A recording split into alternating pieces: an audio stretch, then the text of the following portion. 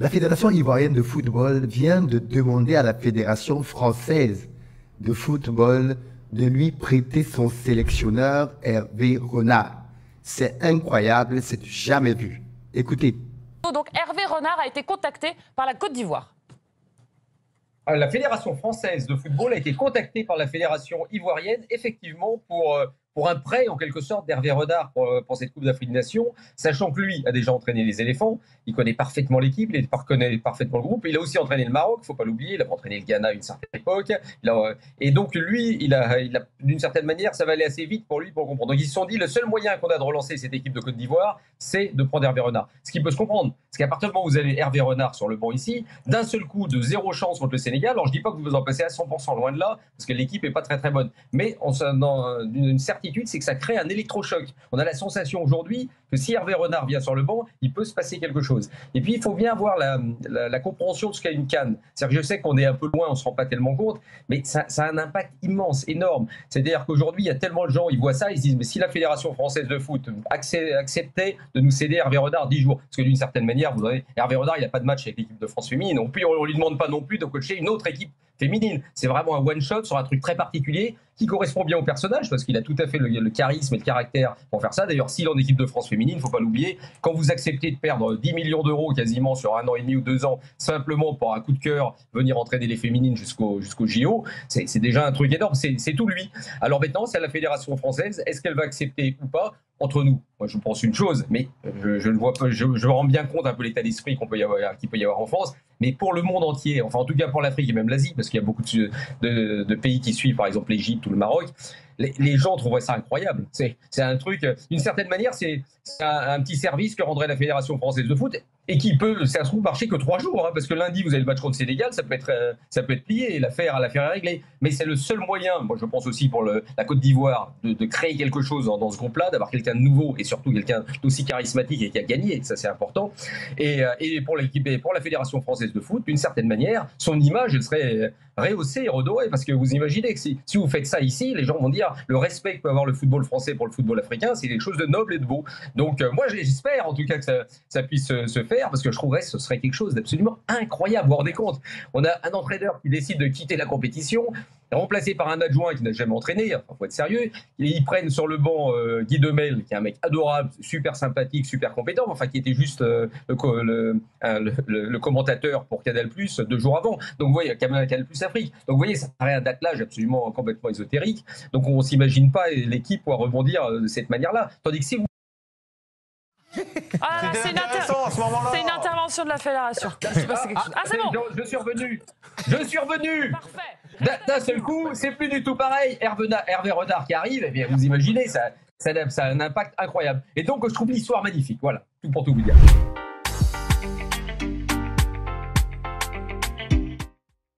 Salut à toi, bienvenue sur ma chaîne, moi c'est Philippe Simo. Ici on parle de développement du continent africain. En cette période de football et de CAN, nous avons décidé d'ouvrir une fenêtre pour passer du temps à parler de cette belle fête footballistique africaine. Bien évidemment, de temps en temps, nous allons quand même continuer de faire du contenu business. Mais vu que nous sommes en plein dans la CAN, on profite bien évidemment de ce moment-là pour pouvoir parler de sujets un peu plus light. Alors aujourd'hui, nous allons aborder une actualité quand même assez intéressante et qui nous permet aussi de comprendre un peu comment nos pays fonctionnent. L'équipe de Côte d'Ivoire avait à sa tête un sélectionneur français, M. Gasset.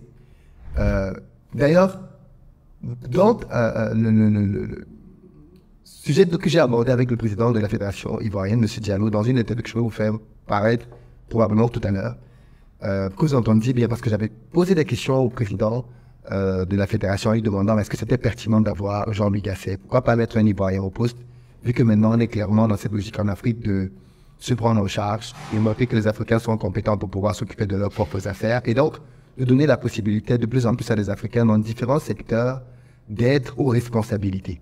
Et donc je questionnais déjà à l'époque le président de la Fédération ivoirienne en lui demandant mais est-ce que Jean-Louis Gasset c'est un choix pertinent pour une nation comme la Côte d'Ivoire qui a des anciens internationaux qui sont diplômés et même qui officient s'il est là dans le monde entier.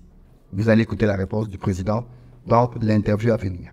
Quoi qu'il en soit, Jean-Louis Gasset a donc démarré cette CAN-là avec un effectif sur le papier très intéressant. Et il faut dire que le jeu produit par l'équipe de Côte d'Ivoire n'a pas vraiment convaincu au premier match malgré la victoire. Mais en réalité, c'était peut-être l'arbre qui cachait la forêt parce que par la suite, la Côte d'Ivoire a perdu contre le Nigeria et surtout a pris une défaite humiliante face à la Guinée équatoriale devant bien évidemment les autorités ivoiriennes, le peuple, les supporters, bref. Un moment qui a été vécu comme un traumatisme. On a vu des joueurs pleurer au terrain, image juste incroyable. On se serait cru à l'époque du Brésil-Allemagne 7-1. C'est cette image-là que ça m'a rappelé. Et au terme de ça, donc, la fédération décide de prendre, de poser un acte fort, se séparer de son sélectionneur. On peut se dire, ok, pourquoi pas. D'autant plus qu'au moment où on décide de se séparer de Jean-Louis Basset, on ne sait pas encore si la Côte d'Ivoire va être qualifiée ou pas pour la suite. D'ailleurs, même la fédération ivoirienne m'a pondu un communiqué, qui quand on lit la teneur du communiqué, on voit bien que pour la fédération ivoirienne, en réalité, on est tourné vers l'avenir désormais, on ne croit vraiment plus à une qualification, parce qu'il faut dire qu'elle était quand même un peu miraculeuse, cette qualification. Quoi qu'il en soit, le Maroc a redonné de la joie hier en Côte d'Ivoire à tout le monde, en battant la Zambie, et donc de fait en éliminant la Zambie au détriment de la Côte d'Ivoire qui se retrouve donc repêchée. Dès l'annonce de cette nouvelle-là, la fédération communique sur le fait que un intérim va être fait par 2 hommes. OK? D'abord, l'adjoint Emes Faye, qui est un ancien international de football ivoirien, qui lui-même était adjoint, entre autres, de Jean-Louis Gasset, il va lui revenir donc la tâche de faire l'intérim en attendant que la sélection ne se trouve un nouveau sélectionneur. La réalité, c'est que dans les coulisses, ce que moi j'entends, puisque du coup, j'étais quand même hier dans la fanbase Canal, il faut savoir que les émissions qu'on voit sur Canal se font dans un espace qu'on appelle la fanbase Canal, donc l'endroit où ils font les émissions est à 50 mètres et les gens suivent le match vraiment pas loin. Et donc, à la fanbase, du coup, tu as des infos un peu fraîches, tu as les joueurs qui sont là, tu as plein de personnes. J'apprends qu'en fait, au moment où on a recruté le sélectionneur Jean-Louis Gasset, en réalité, la fédération avait beaucoup hésité parce qu'elle voulait confier directement l'équipe à Emes Faye pour qu'il puisse gérer l'équipe. Mais, au final, la décision a été prise de confier à Jean-Louis Gasset. Donc, en acceptant le départ de Jean-Louis Gasset et en donnant donc la possibilité à Emes Faye de prendre la tête de la sélection, en réalité, on me donne un scénario un peu cohérent. Et quand on écoute mon interview que j'ai faite avec le président de la fédération, on comprend bien que dans sa logique, après le départ du sélectionneur, Jean-Louis Gasset, on allait entrer dans une période dans laquelle on allait certainement aller vers un sélectionneur national, probablement. Quelle n'a donc pas été ma surprise quand tout à l'heure je découvre que la Fédération ivoirienne de football vient de faire la demande à la Fédération française de lui prêter un sélectionneur en la personne d'Hervé Renard. Plusieurs choses me surprennent. La première, c'est que oui, on a vu, ceux qui ont suivi la Coupe d'Afrique, que Hervé Renard était en Côte d'Ivoire. On l'a vu dans les images des caméras. Deuxième chose, si la fédération ivoirienne pose la question à la fédération française, j'imagine qu'elle a déjà discuté avec Hervé Renard et qu'il leur a donné son consentement en disant « Je ne peux pas me libérer comme ça, j'ai un contrat. Mais si vous voyez avec mon employeur, je suis d'accord pour vous donner un coup de main pour la période restante. » Et il faut rappeler que le sélectionneur Renard est le sélectionneur qui a permis à la Côte d'Ivoire de remporter sa dernière CAN en 2015 de mémoire. Et donc, il est très apprécié en Côte d'Ivoire. C'est un sélectionneur qu'on connaît en Afrique, qui a des résultats très pragmatiques, qui n'a pas toujours tout réussi, mais qu'il faut lui dire a quand même réussi à gagner avec la Zambie et la Côte d'Ivoire successivement, ce qui est un record avec 2 pays différents. Maintenant, la question qu'on se pose, c'est est-ce que c'est un bon choix? Et quel message ça transmet au groupe? Quel message ça transmet à Emes Faye? Parce que, suite au départ de Gasset, nous on a vu l'adjoint d'Emes Faye venir parler sur Canal et expliquer comment est-ce qu'ils sont prêts. Et même Emes Faye, ils se sont exprimés pour dire que la nouvelle est arrivée, les joueurs étaient contents, ils se préparent maintenant, ils sont dans l'optique de préparer le match de lundi. Et pour Emes Faye, c'est lui le sélectionneur qui va faire le travail, qui va aller à minimum jusqu'à la fin de la CAN. Il reste un match, peut-être 2, 3, maximum 4. Et je pense qu'à aucun moment dans son discours, on ne le voit imaginer que sa fédération va aller chercher quelqu'un d'autre. Moi, ce que ça questionne, c'est le niveau de confiance que l'on a en développement. Est-ce que, et puis il faut dire, comment Emes Faye le prend?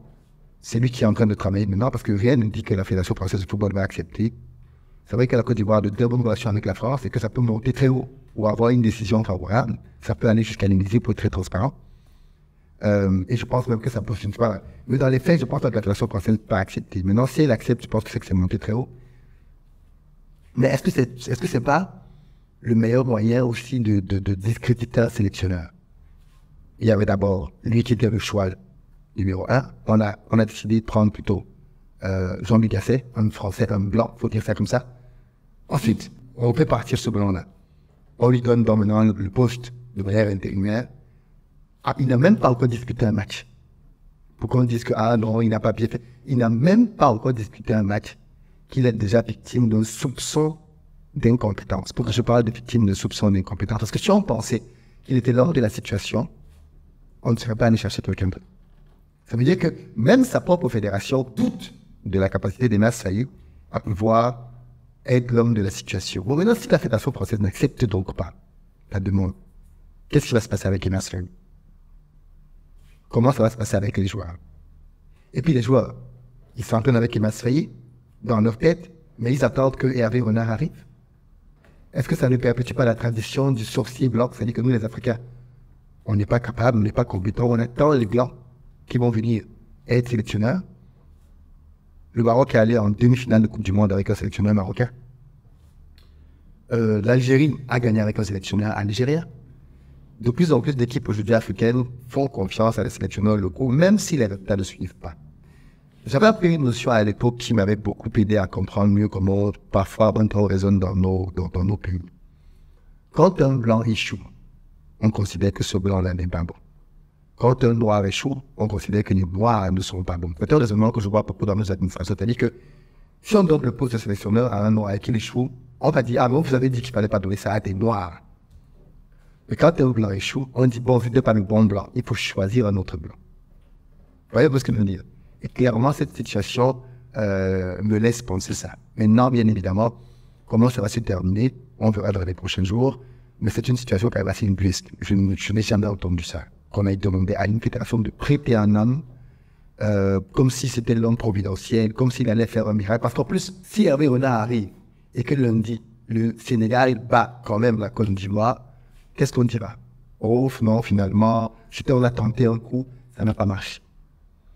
Si, dans le cas inverse, il gagne, qu'est-ce que ça traduit? Oh non, c'est l'homme providentiel. Le blanc providentiel.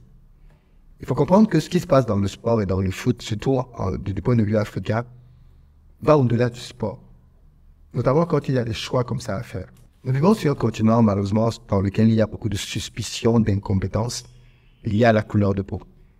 Et je pense que le football doit aussi donner l'exemple de la confiance qu'on fait à des locaux. On gagne avec nos armes, on meurt avec nos armes. En tous les cas, dites-moi ce que vous en pensez dans les commentaires. Et tout à l'heure, je vais vous sortir une vidéo de ma conversation avec le président de la fédération dans laquelle il expliquait sa vision pour le choix du sélectionneur. Peace.